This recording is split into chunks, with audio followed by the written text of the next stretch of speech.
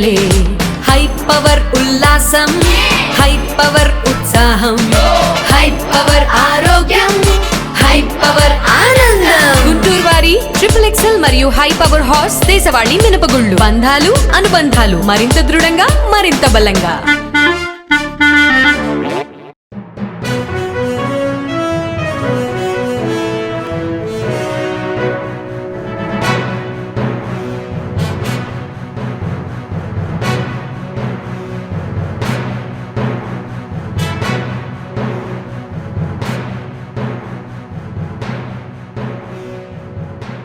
నమస్కారం. NXT G news కి స్వాగతం. నిన్నటి వార్తా విశేషాలు. ప్రధాని నరేంద్ర మోదీ మహాకుంభమేళాలో పాల్గొన్నారు. త్రివేణి సంగమంలో పుణ్యస్నానం ఆచరించారు. ఉదయం ప్రయాగ్రాజ్కి చేరుకున్న ప్రధాని యూపీ సీఎం యోగి ఆదిత్యనాథ్ తో కలిసి త్రివేణి సంగమానికి వెళ్లారు. అరైల్ ఘాట్ నుంచి బోట్లో సంగం ఘాట్ కి చేరుకున్నారు. ఆ సమయంలో ప్రధానమంత్రి మహాకుంభమేళా ప్రాంతం గురించి సీఎం యోగి నుంచి సమాచారాన్ని తెలుసుకున్నారు. ఆ తర్వాత సంగం ఘాట్ వద్ద ప్రత్యేక పూజలు నిర్వహించారు. ఆ క్రమంలో ప్రధాని మోదీ చేతిలో రుద్రాక్ష జపమాల పట్టుకుని మంత్రాలు జపిస్తూ సంగమంలో స్నానం ఆచరించారు.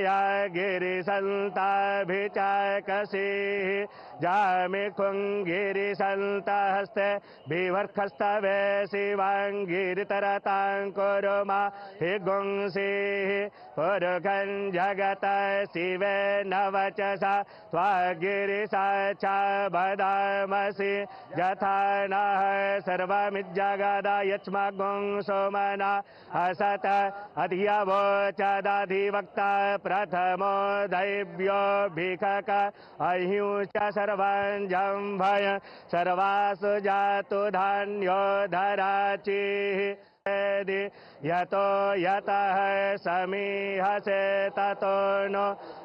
ఢిల్లీ అసెంబ్లీ ఎన్నికలు పోలింగ్ కొనసాగుతోంది. పోలింగ్ కేంద్రాల వద్ద ఓటర్లు తమ ఓటు హక్కుని సద్వినియోగం చేసుకుంటున్నారు.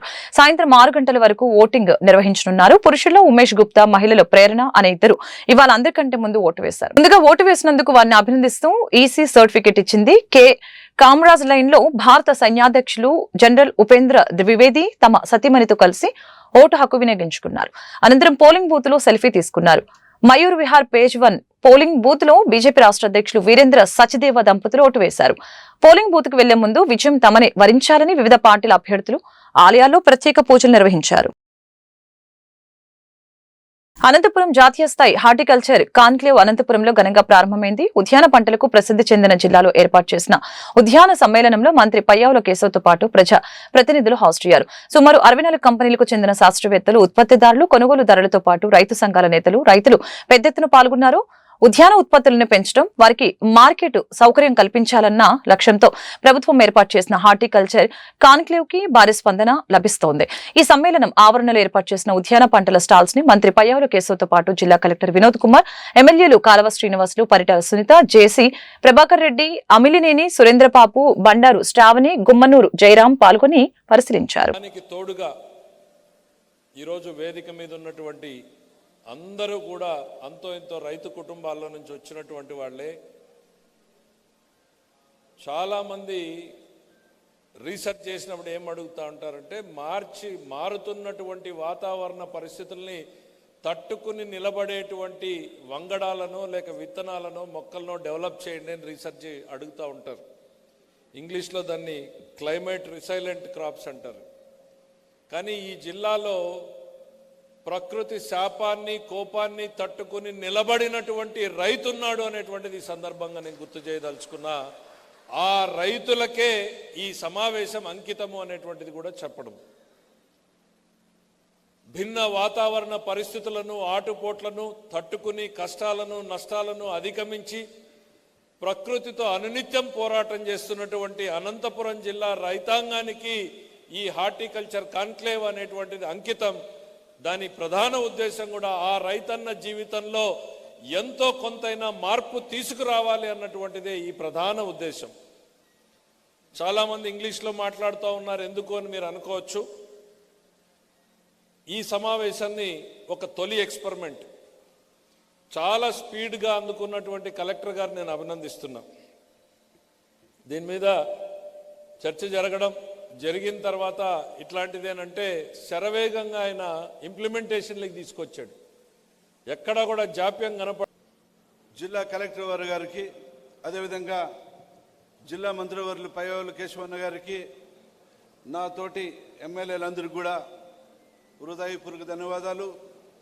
ఇక్కడికి వచ్చిన అన్ని డిపార్ట్మెంట్ వారికి కూడా నా ధన్యవాదాలు. ఈరోజు రైతులకి పెద్దపీట అనేది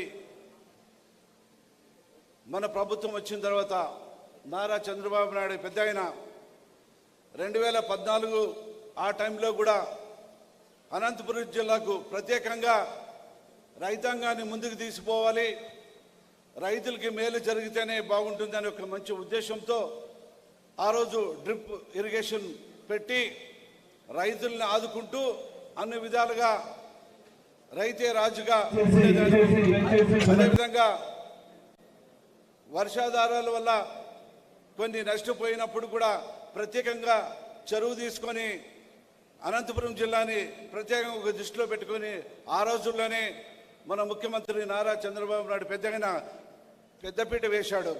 అదేవిధంగా మొన్న ముఖ్యమంత్రి అయిన తర్వాత ప్రత్యేకంగా రైతుల్ని ఆదుకోవాలి, వారు పండించే పంటలు కూడా గిట్టుబాటు ధర కల్పించాలి అనే విధంగా ఈరోజు అందరి తరఫున రైతులందరి తరఫున కూడా మన జిల్లా కలెక్టర్ గారు కూడా నేను కృతజ్ఞతలు తెలియజేస్తున్నాను. రైతులందరూ అనంతపురం జిల్లా అంటేనే ఎంతోమంది రైతులు మంచి పంటలు పండించే రైతన్నలు ఎక్కడైనా ఉన్నారంటే ఒక అనంతపురం జిల్లాలో కష్టపడి భార్యాభర్త ఇద్దరు కూడా కష్టపడి పంట పండించే రైతులు అనంతపురం జిల్లాలో కూడా ఉండారని రాష్ట్ర వ్యాప్తంగా కాదు దేశవ్యాప్తంగా కూడా తెలుసు. ఇలాంటి అనంతపురం జిల్లాలో ఇలాంటి ప్రోగ్రాం పెట్టడం మేము కూడా ఒక అదృష్టంగా కూడా నేను భావిస్తున్నాం. ఇంతకుముందు మన శ్రీనివాస్ అన్న గారు కూడా మాట్లాడారు. అనంతపురం జిల్లాలో హార్టికల్చర్ పంటలు బాగా పండిస్తారు. ఇక్కడ దాదాపు అరటి కానీ, చీనీ కానీ, పొప్పాయి కానీ, దానిమ్మ కానీ, సీతాఫలం కానీ, టమాటా కానీ, మిర్చి కానీ ఇట్లా రకరకాలుగా ఫ్రూట్స్ కూడా ఇక్కడ పండిస్తాం. ఏపీ ఐటీ విద్యాశాఖ మంత్రి నారా లోకేష్ రెండో రోజు ఢిల్లీ పర్యటన కొనసాగింది. రక్షణ మంత్రి రాజ్నాథ్ సింగ్ తో ఆయన మర్యాదపూర్వకంగా భేటీ అయ్యారు.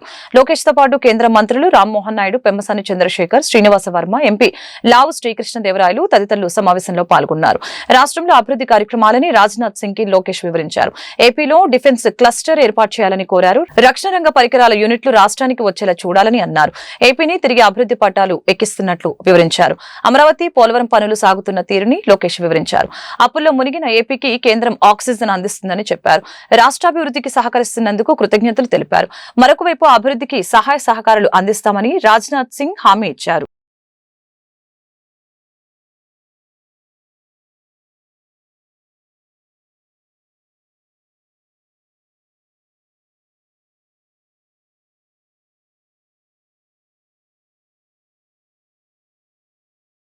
వైఎస్ జగన్ పాలనతో రాష్ట్రం 20 ఏళ్లు వెనక్కి వెళ్లిందని ఏపీ మంత్రి నిమ్మల రామానాయుడు విమర్శించారు.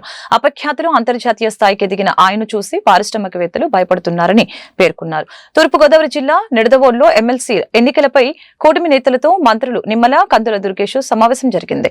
అనంతరం నిర్వహించిన మీడియా సమావేశంలో నిమ్మల మాట్లాడారు. ఉమ్మడి ఉభయ గోదావరి జిల్లాల గ్రాడ్యుయేట్ ఎమ్మెల్సీ అభ్యర్థి పేరాబత్తుల రాజశేఖర్ గెలుపునకి కూటమి నేతలు సమిష్టిగా కృషి చేయాలని కోరారు. మంచి ప్రభుత్వం, పనిచేసేటువంటి ప్రభుత్వం, ప్రజల ప్రభుత్వం అనేటువంటి విధంగా ఈ యొక్క తీర్పు ఉండేటువంటి విధంగా మనం శ్రద్ధ పెట్టాలి. ఇది రెండవది. అదేవిధంగా మీ అందరికీ తెలుసు, రేపు రాబోయేటువంటి సంవత్సరంలో మళ్ళీ స్థానిక సంస్థ ఎన్నికలు కూడా మనకు వస్తుంది. సర్పంచ్ నుండి ఎంపీడీసీలు, జెడ్పీడీసీలు, మున్సిపల్.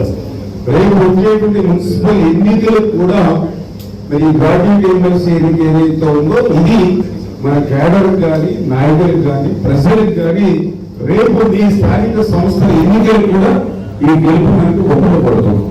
నిజంగా ఖచ్చితంగా దీన్ని సీరియస్ గా తీసుకొని ప్రతి ఒక్కరూ కూడా, ఎందుకంటే మనం చూసాం ఉభయ గోదావరి జిల్లా 34 నియోజకవర్గాలకి 34 కూడా కూటమి అభ్యర్థులే. అంటే రాష్ట్రంలో 93% స్ట్రైక్ రేట్ తో కూటమి అభ్యర్థులు గెలుపొందితే ఉభయ గోదావరి జిల్లాలో మనం 100% స్ట్రైక్ రేట్ తో మనం సాధించాం.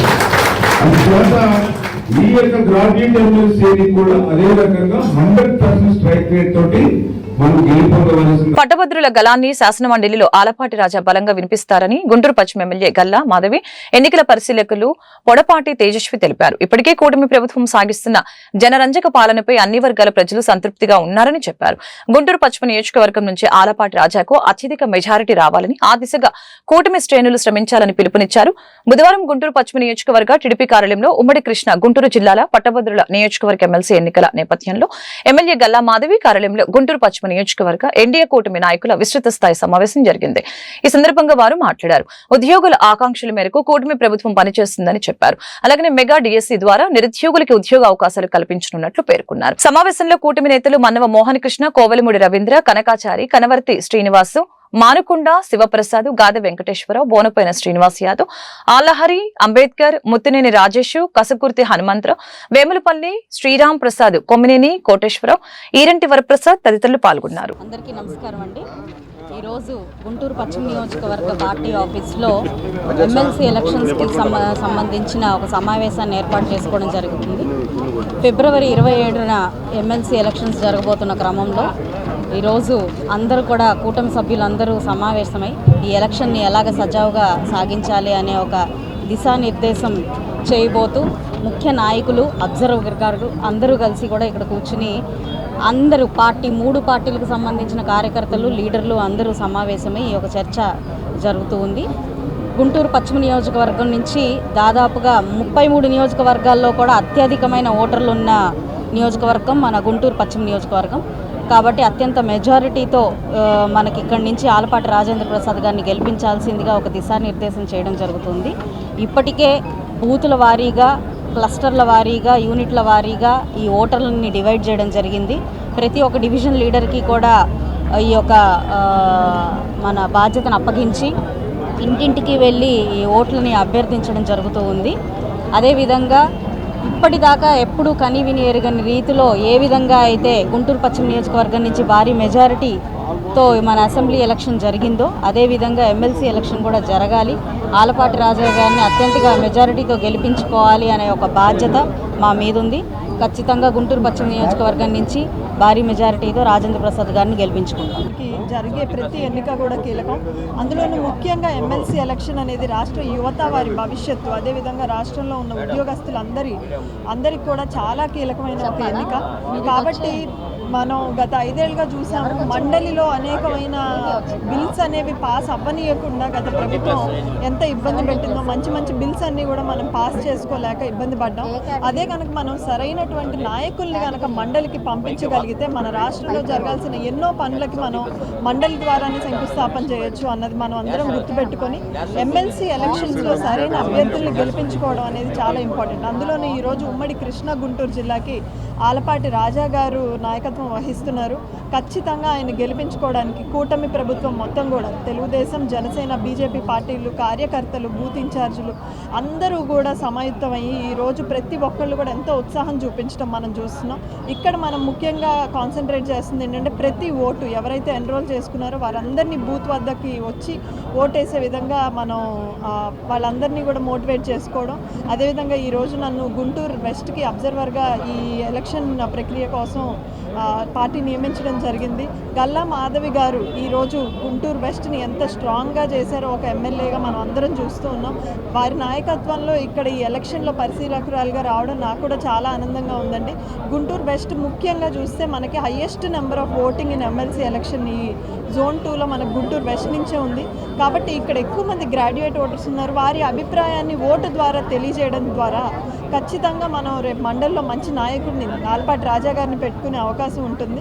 అదేవిధంగా ఈరోజు ఈవీఎంలతో గెలిచింది ఈ ప్రభుత్వం అని చెప్పి ఏ విధంగా వైసీపీ దుష్ప్రచారం చేస్తుందో రేపు బ్యాలెట్లో కూడా గెలిచి తీరుతామని, గెలిచి చూపిస్తామని చూపించడానికి మాకు ఈ ఎన్నిక చాలా కీలకమైన తెలియజేస్తూ ఖచ్చితంగా గెలుస్తాం, గెలిచి ప్రజలకు మంచి చేస్తామని మరొకసారి తెలియజేస్తాం. ఉమ్మడి కృష్ణా గుంటూరు జిల్లాల పట్టభద్రుల నియోజకవర్గ శాసన మండలి ఎన్నికలు సజావుగా జరిగేందుకు అన్ని ఏర్పాట్లు పూర్తి చేశామని జిల్లా కలెక్టర్ నాగలక్ష్మి స్పష్టం చేశారు.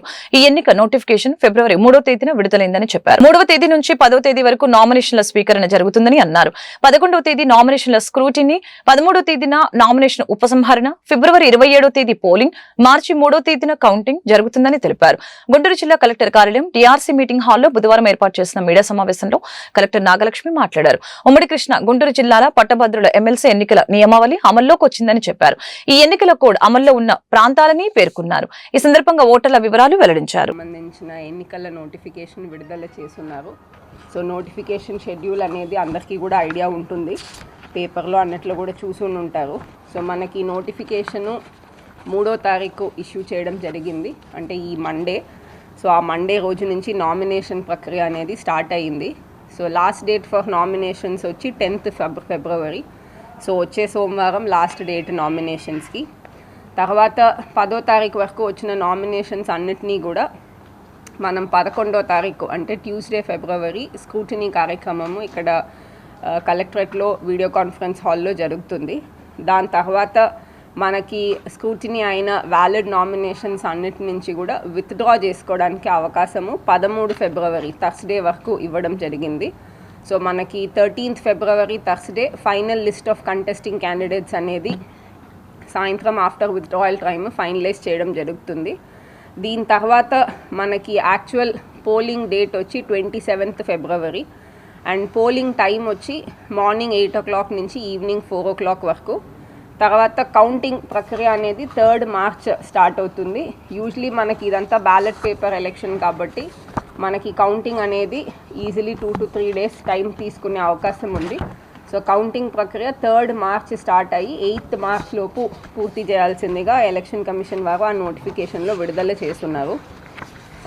సో ఈ ఎలక్షన్ సంబంధించి కొన్ని ముఖ్య అంశాలు, ఈ బేసిక్ ఇన్ఫర్మేషన్ చూసినట్లయితే ముందుగా ఈ కృష్ణా గుంటూరు గ్రాడ్యుయేట్ కాన్స్టిట్యుయెన్సీ అనేది ఎర్స్ట్వైల్ కృష్ణా గుంటూరు జిల్లాలో, అంటే ఇప్పుడు మనకున్న గుంటూరు జిల్లా పూర్తిగా, పల్నాడు జిల్లా పూర్తిగా, కృష్ణా జిల్లా, ఎన్టీఆర్ జిల్లా పూర్తిగా, ఏలూరు మరియు బాపట్ల జిల్లాలో పార్ట్, ఇదంతా ఈ 6 జిల్లాలు కలిస్తే మనకి కృష్ణా గుంటూరు గ్రాడ్యుయేట్స్ కాన్స్టిట్యుయెన్సీ. ఈ కాన్స్టిట్యుయెన్సీకి రిటర్నింగ్ ఆఫీసర్ వచ్చి గుంటూరు కలెక్టరు అండ్ ప్రతి డిస్ట్రిక్ట్లో కూడా డిఆర్ఓస్ అసిస్టెంట్ రిటర్నింగ్ ఆఫీసర్గా ఉంటారు. ఏలూరులో మాత్రము ఎస్డిసి పోలవరం వారు అసిస్టెంట్ రిటర్నింగ్ ఆఫీసర్గా ఉంటారు. అండ్ మనకి ఈ 6 జిల్లాలు కలిపి ఈ టోటల్ కాన్స్టిట్యుయెన్సీలో voter strength 3.46 lakhs, male voters 2 lakhs, female voters 1.4 lakhs, transgender voters 46 members. So total 3.46 lakh voters మనం నమోదు చేయడం జరిగింది. నమోదు ప్రక్రియ కూడా ఆల్రెడీ పూర్తి అవ్వడం జరిగింది. 31వ తారీఖు జనవరి వరకు వచ్చిన అప్లికేషన్స్ అన్నిటినీ కూడా 10వ తారీఖు లోపు డిస్పోజ్ చేసి రోల్ అనేది ఫైనల్ చేయడం జరుగుతుంది. గుంటూరు కార్పొరేషన్ స్టాండింగ్ కమిటీ ఎన్నికలు వైసీపీ కార్పొరేటర్లు 4 క్రాస్ ఓట్ చేసి నమ్మక ద్రోహం చేశారని వైసీపీ జిల్లా అధ్యక్షులు మాజీ మంత్రి అంబటి రాంబాబు మోదుకులు వేణుగోపాల్ రెడ్డి ఆరోపించారు. వారిని పార్టీ నుంచి సస్పెండ్ చేస్తామని ప్రకటించారు. కష్టకాలంలో పార్టీకి అండగా నిలిచిన 24 మంది వైసీపీ కార్పొరేటర్లకి సెల్యూట్ చేశారు. ఈ స్టాండింగ్ కమిటీ ఎన్నికల్లో గెలిచింది కూటమి అభ్యర్థులు కాదని నగర కమిషనర్ అని వ్యాఖ్యానించారు. ఒక పక్క టీడీపీ నేతలు డబ్బు దౌర్జన్యాలతో పాటు ప్రలోభాలకి గురి చేస్తూ ఉంటే మరొక పక్క సీఎం చంద్రబాబు శ్రీరంగ నీతులు చెబుతున్నారని మండిపడ్డారు. బుధవారం వైసీపీ జిల్లా కార్యాలయంలో ఏర్పాటు చేసిన మీడియా సమావేశంలో వారు మాట్లాడారు. అలాగనే స్టాండింగ్ కమిటీ ఎన్నికల్లో విజయం సాధించినందుకు అధికార పక్షం సంబరాలు జరుపుకోవడం విడ్డూరంగా ఉందని చెప్పారు. డబ్బులతో గెలుపుని కొనుక్కోవడం టీడీపీకి చెల్లిందని ఎద్దేవా చేశారు. ప్రశ్నించే పవన్ కళ్యాణ్ సైలెంట్ మోడ్ లో ఉండటం పలు అనుమానాలకి తావిస్తుందని అన్నారు. విజయవాడ వరద బాధితుల సాయం దుర్వినియోగంపై చట్ట ప్రకారం పోరాడి ఈ కుంభకోణాన్ని వెలుగులోకి తెస్తామని ప్రకటించారు. కేంద్ర మంత్రి పెమ్మసాని చంద్రశేఖర్ లాగా తమకు ఆట వేట తెలియదని ప్రజాసేవ మాత్రమే తెలుసునని అన్నారు. ఎమ్మెల్యే బోర్ల రామాంజనేయులు వ్యాఖ్యలపై స్పందిస్తూ 5 ఏళ్ల పాటు కావటి మనోహర్ నాయుడే మేయర్ గా ఉంటారని స్పష్టం చేశారు. కార్యక్రమంలో ఎమ్మెల్సీ చంద్రగిరి యేసురత్నం, గుంటూరు నగర mayor Kavati Manohar Naidu, deputy mayor Diamond Babu, తూర్పు నియోజకవర్గం ముఖ్య నాయకురాలు నూరి ఫాతిమా, నిమ్మకాయల రాజానారాయణ తదితరులు పాల్గొన్నారు. డబ్బులు కాజేశారు, ఎంత కాజేశారు తెలియదు. 9,24 లక్షలు కాజేశారా, లేక 24 లక్షలు మాత్రమే ఖర్చు పెట్టి 9 కోట్లు కాజేశారా, లేకపోతే దానిలో సగం కాజేశారా? ఇవన్నీ కూడా చట్టపరంగా ఫైట్ చేస్తాం, నిలదీస్తాం. జరిగిన అన్యాయాన్ని, కుంభకోణాన్ని బయటకు తీసుకొచ్చేంత వరకు కూడా ప్రజాస్వామ్య పద్ధతుల్లో పోరాడతాం. మా మీద ఎన్ని మీరు అవిశ్వాస తీర్మానాలు పెట్టినా స్థాయి సంఘంలో కొన్నా సరే ఆ 9,24,00,000 రూపాయలు చేసినటువంటి స్కామ్ని బయట పెట్టేంత వరకు వదిలిపెట్టమని కూడా ఈ సందర్భంగా నేను చెప్పదలుచుకున్నాను. కాబట్టి దేనికైనా వైఎస్ఆర్ కాంగ్రెస్ పార్టీ సిద్ధపడి ఉంది. ఇవాళ 5 సంవత్సరాలు అధికారం చేశాం, తర్వాత ఇవాళ 11 సీట్లకి పరిమితం అయిపోయాం. రాబోయే కాలంలో పార్టీని పటిష్టం చేసుకుంటే ఇవాళ ఏంటి ఇక్కడ బాక్స్ చూడండి, ఇక్కడ 56 సీట్లలో 45 గెలిస్తే ఇవాళ 23 పడిపోయాం. అంటే 23 జరిగింది, 24 కూడా జరిగింది, పోనీ 24 పడిపోయాం. ఇది నిలబడదా వాళ్ళ రేటు బట్టి, మా వాళ్ళ నైతిక బట్టి. ఒక్క విషయాన్ని మాత్రం నేను ఐఎమ్ అప్రిషియేటింగ్. ఇంత జరిగినా, ఇన్ని ప్రలోభాలు పెట్టినా, ఇన్ని చేసినా 24 మంది నిలబడ్డారు. వాళ్ళందరికీ పార్టీ రుణపడి ఉందని మనవి చేస్తున్నా, వారందరినీ అప్రిషియేట్ చేస్తున్నామని మనవి చేస్తున్నా. ఇన్ని కుట్రలు కుతంత్రాలు జరిగిన 24 మంది కార్పొరేటర్లు మేము వైసీపీనే అని మొన్న నిలబడ్డారు. వాళ్ళందరినీ పేరున కూడా నేను అభినందిస్తున్నా. పార్టీ వారికి రుణపడి ఉంది. మీరు ఖచ్చితంగా పనిచేశారు. ఆ నలుగురు ఎవరో కూడా రాబోయే కాలం తెలుస్తుంది. ఆ ద్రోహులు ఎవరో కూడా అది కూడా ప్రజల మధ్యన పెడతామని కూడా ఈ సందర్భంగా నేను చెప్పగలను. వైఎస్ఆర్ కాంగ్రెస్ పార్టీకి స్పష్టమైనటువంటి మెజారిటీ కూడా ఉన్నప్పటికీ 6 స్టాండింగ్ కమిటీ స్థానాలు కూడా తెలుగుదేశం పార్టీ కైవసం చేసుకోవటం మీ అందరికి కూడా తెలుసు. మరి దానికి సంబంధించి నిన్నటి నుంచి తెలుగుదేశం పార్టీ వాళ్ళు ఏదో గొప్ప విజయం సాధించాం అనేటువంటి మాదిరిగా వాళ్ళు పత్రికల్లో మాట్లాడుతూ ఉన్నారు. వైఎస్ఆర్సీపీ ఖాళీ అయిపోతూ ఉంది, అందరూ కూడా వైఎస్ఆర్సీపీలో రావాల్సిందిగా మేము కోరుతా ఉన్నాం అని చెప్పేసి వాళ్ళు మాట్లాడుతూ ఉన్నారు. ఈ రాష్ట్రంలో 2014లో జరిగినటువంటి ఎన్నికలలో వైఎస్ఆర్ కాంగ్రెస్ పార్టీకి 63 మంది శాసనసభ్యులు ఆ రోజు గెలిస్తే ఫ్యాన్ గుర్తుపై జగన్మోహన్ రెడ్డి గారి పార్టీపై 23 మంది శాసనసభ్యుల్ని చంద్రబాబు నాయుడు గారు కొనుగోలు చేసి వాళ్ళకి మంత్రి పదవులు ఇచ్చి వైఎస్ఆర్ కాంగ్రెస్ పార్టీని నిర్వీర్యం చేయాలి అని చెప్పేసి ఆ రోజు ఎంతో ప్రయత్నం చేసినటువంటి పరిస్థితి చంద్రబాబు నాయుడు గారు. తెలుగుదేశం పార్టీ నాయకులు అధికారంతో డబ్బుతోటి వాళ్ళు అహంకారంతో ఎటువంటి పరిస్థితుల్లో కూడా రాష్ట్రంలో జరుగుతున్నటువంటి పరిణామాలన్నీ కూడా చూస్తూ ఉంటే వాళ్ళ తెలుగుదేశం పార్టీ వాళ్ళు చేస్తున్న విధానంలో గుంటూరు నగరాన్ని కూడా ఎట్టి పరిస్థితుల్లో కూడా చేజిక్కించుకోవాలి, ఏమైనా చేసి చేజిక్కించుకోవాలనే ఉద్దేశంతో క్యాంపు రాజకీయాలు నడపటం, ప్రజాప్రతినిధులను భయభ్రాంతులకు గురి చేయటం, ఆర్థిక పరంగా వాళ్ళకి ప్రలోభ పెట్టడం, ఇవన్నీ చేసి చివరికి వాళ్ళు గెలిచినటువంటి విధానం ఒక్కసారి గుంటూరు ప్రజలు చూస్తూ ఉన్నారు, రాష్ట్ర ప్రజలు కూడా చూస్తూ ఉన్నారు.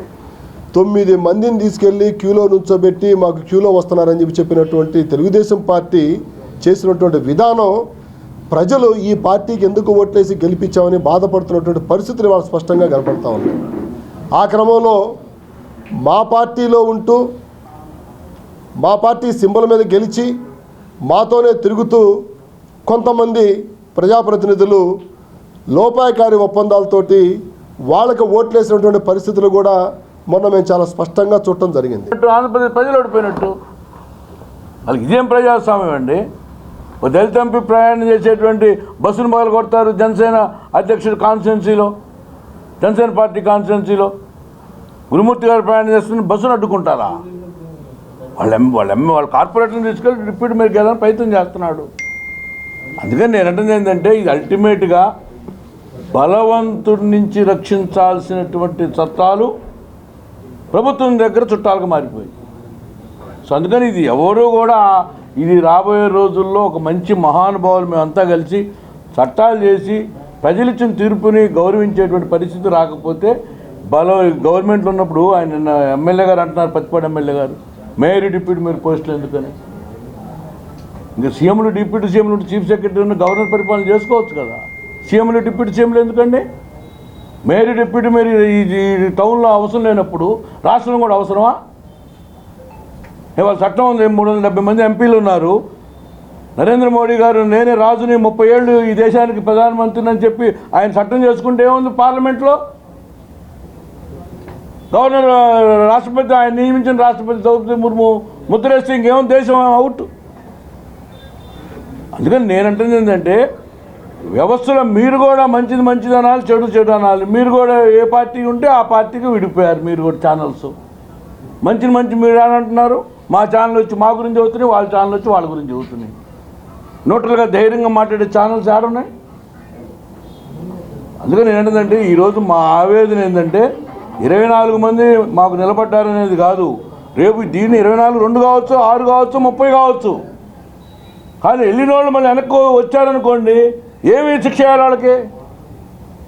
అప్పుడు మళ్ళీ మేము వాళ్ళు అవిశ్వాసం పెడతారనుకో, ఇది మా పార్టీకి గుర్తు మీద గెలిచినటువంటి వాళ్ళు మా పార్టీకి వ్యతిరేకంగా ఓట్లు ఇస్తే ఇంక వేరే ఛాన్స్. కానీ నైతికంగా అయితే వాళ్ళు గెలవలేదు. ఎందుకంటే ఎంతోమంది కార్పొరేట్ని ప్రలోభ పెట్టో లేకపోతే వాళ్ళకి ఆశ చూయించో మరి ఇటు గెలిచిన వైఎస్ఆర్సీపీలో గెలిచిన వాళ్ళందరినీ వాళ్ళు అటు తీసుకోవడానికి ఎంతమందికి ఎన్నిసార్లు ఫోన్ చేశారు అన్నీ మాకు తెలుసు.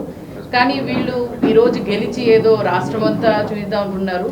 కానీ ఇక్కడ ఈ గెలవటానికి ఈ 9 మందో లేకపోతే వీళ్ళు వాళ్ళని తెచ్చుకోవడానికి ఎన్ని కష్టాలు పడ్డారో, ఎంతమందిని ఏ విధంగా ఇబ్బంది పెట్టారో కూడా మరి చూడొచ్చు. ఏదో రాష్ట్రంలో ప్రజల ద్వారా అయితే మీరు గెలవలేదు, ఇది నైతిక గెలుపు అని మాత్రం అనుకోవద్దు.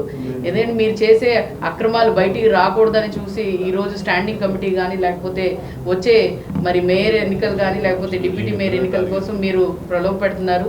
ఖచ్చితంగా దీని గురించి అయితే ప్రజలు కూడా ఒక స్పష్టత అయితే ఉంది. ఈ ప్రభుత్వంలో మంచి జరగటం కాదు కానీ అన్యాయాలు, కుట్రలు, కుతంత్రాలు అయితే ఎక్కువగా జరుగుతాయని చెప్పి దీన్ని బట్టి అర్థమైంది. మరి గుంటూరులోనే ఇంతమంది ప్రలోభ పెట్టినా కూడా 23 మంది మాకు ఇంకా నుంచోనే ఉన్నారు. మా తరఫు నుంచి మాట్లాడే వాళ్ళు ఉన్నారు. గుంటూరు నగరంలో అనధికార కమర్షియల్ చెత్త సేకరణ చేసేవారు 2 రోజుల్లో ఆపకుంటే చట్టపరంగా క్రిమినల్ కేసులు నమోదు చేస్తామని నగర కమిషనర్ పులి శ్రీనివాసులు హెచ్చరించారు. అలాగే చికెన్ స్టాల్స్ నుంచి అనధికారికంగా వ్యర్థాల సేకరణ చేసి చేపల చెరువులకు తరలిస్తున్న వారిపై కఠిన చర్యలు తప్పవని స్పష్టం చేశారు. బుధవారం గుంటూరు కార్పొరేషన్ కార్యాలయం కౌన్సిలింగ్ మీటింగ్ హాల్లో ఏర్పాటు చేసిన మీడియా సమావేశంలో కమిషనర్ పులి శ్రీనివాసులు మాట్లాడారు. నగరంలో ప్రతి కమర్షియల్ సంస్థ నిర్దేశిత ఫీజులు చెల్లించి డిఎన్ఓ ట్రేడ్ లైసెన్స్ కలిగి ఉండాలని చెప్పారు. ఈ లైసెన్స్ లేని వ్యాపార సంస్థల్ని సీజ్ చేస్తామని చెప్పారు. ఆర్ఓబీల నిర్మాణ పనులు ప్రారంభ దృష్ట్యా రోడ్లు, డ్రైన్ ఆక్రమణదారులు స్వచ్ఛందంగా ఆక్రమణలు తొలగించుకోవాలని సూచించారు. లేకుంటే జీఎంసీ సిబ్బంది ఆక్రమణలు తొలగిస్తారని అన్నారు. ప్రజా సౌకర్యార్థం నగరపాలక సంస్థ తీసుకుంటున్న చర్యలకి నగర ప్రజలతో పాటు వివిధ సంస్థలు కూడా సహకరించాలని నగర కమిషనర్ కోరారు. కమర్షియల్ గార్బేజ్ అంటే మనకి డొమెస్టిక్ గార్బేజీ నగరపాలక సంస్థ నుంచి కలెక్ట్ చేస్తున్నాం. డోర్ టు డోరు తిరిగి వర్కర్స్ కలెక్ట్ చేస్తున్నారు. అయితే కమర్షియల్గా ఉన్నటువంటి ఎస్టాబ్లిష్మెంట్స్ నుంచి గతంలో ఒక 2 ఏజెన్సీస్కి అంటే టెండర్స్ ద్వారా ఎంట్రెస్ట్ చేశారు. వాళ్ళనే టైం టు టైం ఎక్స్టెండ్ చేసుకుంటూ రావటం జరిగింది. బట్ వాళ్ళు మంత్లీ ఆ రోజు ఉన్నటువంటి కండిషన్స్ ప్రకారం కొంత అమౌంట్ కార్పొరేషన్ కట్టేటట్లుగా ఆ అగ్రిమెంట్లో ఉంది. అన్ఫార్చునేట్ ఏంటంటే కమర్షియల్ ఎస్టాబ్లిష్మెంట్స్ 100% వాళ్ళు అటెండ్ అవ్వట్లేదు. ఇంకొకటి ఏంటంటే ఏదైతే యూజర్ ఛార్జెస్ జిఎంసి కలెక్ట్ చేయాలని చెప్పడం జరిగిందో అగ్రిమెంట్లో, దాని ప్రకారం కాకుండా దానికి ఆల్మోస్ట్ 3 times 4 times కూడా కమర్షియల్ ఎస్టాబ్లిష్మెంట్స్ నుంచి కలెక్ట్ చేస్తున్నారు. సో ఇవన్నీ మా దృష్టికి వచ్చిన తర్వాత మేము వాళ్ళని పిలిపించి మాట్లాడటం జరిగింది. మాట్లాడి 100% కమర్షియల్ ఎస్టాబ్లిష్మెంట్ నుంచి గార్బేజ్ కలెక్ట్ చేయాలని చెప్పడం జరిగింది. But they didn't turn up. అందుకని చెప్పేసి నేను 2 ఏజెన్సీని కూడా 1 or 2 daysలో పిలిపించుకొని అది స్టాప్ చేయమని చెప్తున్నాము. అయితే ఒక ఆయన ఆల్రెడీ జూన్లోనే నేను ఆగిపోతున్నాను ఒక లెటర్ కూడా ఇవ్వటం జరిగింది. సో ఈ కమర్షియల్ గార్బేజ్ అనేది ఆ 2 ఏజెన్సీస్ కాకుండా అన్ఆథరైజ్డ్గా కొంతమంది వ్యక్తులు ఎక్కడ కార్పొరేషన్కి నుంచి ఎలాంటి ఆర్డర్స్ లేకుండా కలెక్ట్ చేసుకుంటున్నారు నగరంలో. సో వారికి ఈ సందర్భంగా ఒక హెచ్చరిక ఏంటంటే, మీరు మీ యొక్క యాక్టివిటీస్ని నెక్స్ట్ 2-3 డేస్లో స్టాప్ చేయాల్సినటువంటి అవసరం ఉంది. ఏ కమర్షియల్ యూనిట్ నుంచి అయినా సరే ఆథరైజ్డ్గా కాకుండా అనాథరైజ్డ్గా కలెక్ట్ చేస్తున్నట్లు కానీ ఈ 2-3 డేస్ తర్వాత నోటీస్ వేసినట్లయితే క్రిమినల్ కేసులు పెట్టడం, చట్ట ప్రకారంగా చర్యలు తీసుకోవడం జరుగుతుంది. కాబట్టి వాళ్ళ యాక్టివిటీస్ని ఆపేయండి. ఇది ఫస్ట్ పాయింట్. రెండోది, ఈ చికెన్ వేస్ట్, మీట్ ఇదంతా కూడా గతంలో టెండర్స్ పిలిచి ఒక ఏజెన్సీకి ఇచ్చేశారు. వాళ్ళు ఏంటంటే వాళ్ళు యూజర్ ఛార్జెస్ ఎస్టాబ్లిష్మెంట్ యూనిట్స్ నుంచి కలెక్ట్ చేసుకొని అందులో నుంచి కొంత రెవెన్యూ షేరు కార్పొరేషన్కి ఇచ్చేటట్లుగా కండిషన్స్ పెట్టుకొని చేశారు. కాకపోతే అన్ఫార్చునేట్ ఏంటంటే ఈసారి జగన్ 2.0 చూడబోతున్నారు. ఈ 2.0 వేరేగా ఉంటుంది అంటూ వైసీపీ అధ్యక్షులు వైఎస్ జగన్మోహన్ రెడ్డి కీలక వ్యాఖ్యలు చేశారు.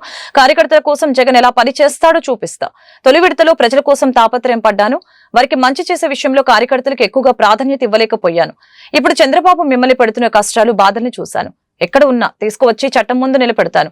అక్రమ కేసులు పెట్టిన వారిపై ప్రైవేట్ కేసులు వేస్తాం అంటూ వైఎస్ జగన్ స్పష్టం చేశారు. బుధవారం ఆయన తాడేపల్లి క్యాంపు కార్యాలయంలో విజయవాడ కార్పొరేటర్లు, నగరపాలక సంస్థ వైసీపీ ముఖ్య నాయకులతో సమావేశమయ్యారు. ఈ సందర్భంగా ఆయనపై ఈ విధంగా స్పందించారు. ప్రతి ఒక్కరు ఇది గుర్తుపెట్టుకోండి, ఎవరికైనా ఇంతే. మహా చేస్తే వీళ్ళు ఏం చేయగలుగుతారు? దొంగ కేసులు పెడతారు,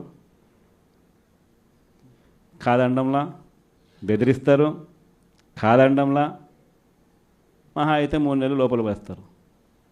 అది కాదండంలా. కానీ ఏం చేస్తారు? 3 నెలల తర్వాత మళ్ళా వస్తాం, రెట్టించిన ఉత్సాహంతో మళ్ళా పనిచేస్తాం.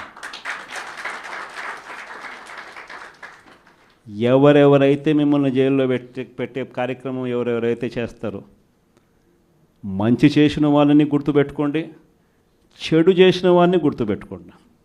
ఇద్దరిని గుర్తుపెట్టుకోమని చెప్తాను. ఊరికే చూస్తూ ఊరుకోం. వైఎస్ఆర్ కాంగ్రెస్ పార్టీ బ్రతుకుతుంది. వైఎస్ఆర్ కాంగ్రెస్ పార్టీ ఈ రాష్ట్రాన్ని ఏలుతుంది అని కూడా ఈ సందర్భంగా చెప్తాను. మరో 30 సంవత్సరాలు ఏళ్తామని కూడా ఈ సందర్భంగా కూడా మరి గట్టిగా కూడా చెప్తాను. కాబట్టి ఎవ్వరూ కూడా వైఎస్ఆర్ కాంగ్రెస్ పార్టీకి సంబంధించిన ఏ కార్యకర్త వెంటికి కూడా పీకలేడు అని చెప్పి కూడా ఈ సందర్భంగా చెప్తాను. ఇది ప్రతి ఒక్కరూ గుర్తుపెట్టుకోండి, ఒక్కటే గుర్తుపెట్టుకోండి.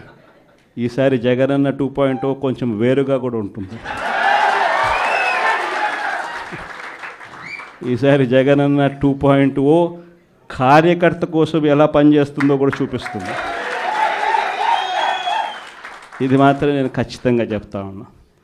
ఎందుకనంటే జగనన్న 1.0లో బహుశా కార్యకర్తలకి నేను అంత గొప్పగా బహుశా చేయలేకపోయి ఉండొచ్చేమో. ప్రతి పథకము, ప్రతి విషయంలోనూ కూడా మొట్టమొదటిగా ప్రజలే గుర్తుకొచ్చారు. ప్రజలకు మంచి చేయడం కోసమే నా టైం కేటాయించా, నా తాపత్రయపడ్డా, ప్రతి విషయంలోనూ దానికోసమే అడుగులు వేశా. కానీ జగనన్న 2.0కి వచ్చేసరికి మాత్రం చంద్రబాబు నాయుడు కార్యకర్తలకు పెడతా ఉన్న ఇబ్బందులు చూసా, కార్యకర్తలు పడతా ఉన్న అవస్థలు చూసా, కార్యకర్తలు పడతా ఉన్న బాధను గమనించా. వీళ్ళ కోసం గట్టిగా మీ జగనన్న ఉంటాడని సందర్భంగా గట్టిగా చెప్తాను. గుంటూరు గోరంట్ల గ్రామంలో వేంచేసి ఉన్న పద్మావతి ఆండాల్ సమేత శ్రీ వెంకటేశ్వర స్వామి దేవస్థానంలో ఈ నెల 7వ తేదీ నుంచి 10వ తేదీ వరకు 23వ వార్షిక బ్రహ్మోత్సవాలు అత్యంత వైభవపేతంగా జరుగుతాయని ఆలయ చైర్మన్ కంచెల ఆంజనేయులు తెలిపారు. ప్రతి సంవత్సరం లాగే ఈ సంవత్సరం కూడా స్వామివారి బ్రహ్మోత్సవాలు శాస్త్రోక్తంగా కొనసాగుతాయని పేర్కొన్నారు. బుధవారం ఆయన మీడియాతో మాట్లాడారు. ఈ ఉత్సవాల్లో భాగంగా ప్రతిరోజు ఆధ్యాత్మిక కార్యక్రమాలతో పాటు పలు సాంస్కృతిక కార్యక్రమాలు ఉంటాయని చెప్పారు. 9వ తేదీన స్వామివారి కళ్యాణం అంగరంగ వైభవంగా జరుగుతుందని అన్నారు. ఈ బ్రహ్మోత్సవాలు భక్తులు పెద్ద సంఖ్యలో పాల్గొని స్వామివారి ఆశీస్సులు పొందాలని అన్నారు. ఈ సంవత్సరం కళ్యాణం చేసేటప్పుడు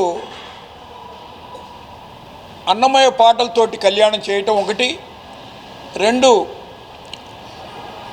కోలాటంతో మరియు భరతనాట్యము అంతేకాకుండా త్రివేణి సంఘం నుంచి కుంభమేళ నుంచి జలాలు తీసుకొచ్చి ఆ జలాలు అందరికీ కళ్యాణంలో ఆ రోజు వచ్చిన జనాన్ని అందరికీ కూడా మనం వాళ్ళకి ఆ జలాలు తల మీద చల్లటం.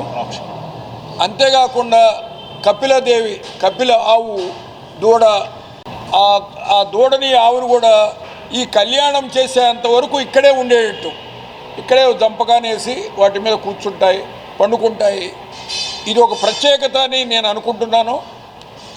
ఇవన్నీ ఎందుకంటే దూరం పోయి చూస్తే అన్నీ ఉంటాయి, కానీ దూరం పోవటానికి ఏజీ ఒకటి, డబ్బు ఒకటి, టైం ఒకటి, ఓపిక ఒకటి ఇది వస్తుంది. కాబట్టి ఈ కళ్యాణాలను చాలా గ్రాండ్గా మీ అందరి ఆశీస్సులతోటి, భక్తుల ఆశీస్సులతోటి, అన్నిటికన్నా ముందు డోనర్స్ ఆశీస్సుల మేరకు చాలా ఎక్కడ ఈ సౌత్ జిల్లాల్లో ఎక్కడ చేసే విధంగా కాకుండా అందరి దగ్గర గైడ్లైన్ తీసుకొని తిరుమల, శ్రీశైలం అండ్ అన్నవరం, సింహాచలం అన్ని గైడ్లైన్ తీసుకొని చక్కగా అందరు చేసి కలిపి ఇక్కడ చేయాలని కుతూహలంతో మేము కళ్యాణం చాలా చాలా చాలా చాలా చాలా గొప్పగా చేయబోతున్నాము. అలాగే 10వ తారీఖు పూర్ణావతి 10 గంటలకి శివస్వామి గారు వచ్చి వారి చేతుల మీదుగా పూర్ణావతి చేస్తారు. అట్లే 12 గంటలకి స్వామివారి అన్నప్రసాదం 12 గంటలకి పక్కనే ఉన్న ఎంటీ స్థలంలో భోజనాలు ఏర్పాటు చేస్తున్నాము. భక్తులందరూ వచ్చి స్వామిని దర్శించుకొని ఆ తర్వాత భోంచేసి చక్కగా నిదానంగా వెళ్ళవాలని, మళ్ళీ వాళ్ళ ఇళ్ళకి వెళ్ళి క్షేమంగా ఉండాలని కోరుకుంటూ సెలవు తీసుకున్నాం. ధన్యవాదాలు. ఈ కళ్యాణంలో ఇంకొక ఆడపడుచులకి చేతి నా భూతో నా భవిష్యతి ఎక్కడా లేనట్లుగా శ్రీ పద్మావతి ఆండాళ్ సమేత శ్రీ వెంకటేశ్వర స్వామి పెద్ద గుడిగా పేరుగాంచినటువంటి మన దేవాలయంలో బ్రహ్మోత్సవ మహోత్సవాలు ఆనాడు బ్రహ్మదేవుడు ఆ యొక్క తిరుమల కొండ మీద ఉన్నటువంటి వెంకటేశ్వర స్వామికి బ్రహ్మోత్సవ మహోత్సవాలు జరిపారు.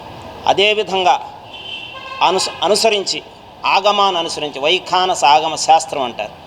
ఆ శాస్త్రాన్ని అనుసరించి అక్కడ ఏ విధంగా చేస్తున్నారో, తిరుమలలో ఏ విధంగా చేస్తున్నారో, మన పెద్ద దేవాలయంగా పేరుగాంచినటువంటి రాజధాని నగరానికి వెళుతూ ఉన్నటువంటి దారిలో ఉన్నటువంటి పెద్ద దేవాలయంగా పేరుగాంచినటువంటి మన దేవాలయంలో కూడా అదేవిధంగా బ్రహ్మోత్సవ మహోత్సవాలు జరిపినట్లయితే స్వామివారికి శక్తి పెరుగుతుంది. ఆ మంత్ర ఉచ్చారణ వల్ల, హోమాల వల్ల, పూర్ణాహుతి వల్ల, స్వామీజీలు తాకినందువల్ల ఆ యంత్రాలకు శక్తి పెరుగుతుంది. స్వామికి శక్తి పెరిగి తద్వారా స్వామి ఎవరైతే దర్శనం చేసుకుంటారో పత్రం పుష్పం ఫలం తోయం, ఎవరైతే శక్తి కొలది ఈ యొక్క కార్యక్రమాల్లో పాల్గొని చేయూతనిచ్చి అందరినీ కూడా మన దేవాలయ కమిటీదారులందరినీ కూడా ఉత్సాహపరిచి అదేవిధంగా గోసేవ చేసుకొని అట్లా విధంగా పూర్ణాహుతిలో పాల్గొని అదేవిధంగా అన్న సంతర్పణలో పాల్గొని అదేవిధంగా కళ్యాణంలో పాల్గొని మహాకుంభమేళ నుంచి వచ్చినటువంటి జలాలు వారి యొక్క శిరస్సుల మీద ఎప్పుడైతే చల్లుతారో వాళ్ళ యొక్క కుటుంబ బాధలు, సంసార బాధలు, ఈతి బాధలు, ఇప్పుడున్నటువంటి కామ, క్రోధ, లోభ, మోహ, మద మాత్సర్యాలు అన్నీ కూడా జయప్రదం పొందుతారు, జయం పొందుతారు. ఆ స్వామీజీలను దర్శనం వల్ల పుణ్యం వస్తుంది, మోక్షం వస్తుంది.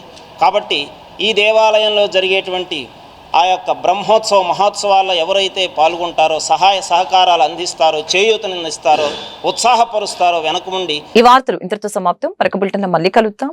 నమస్కారం.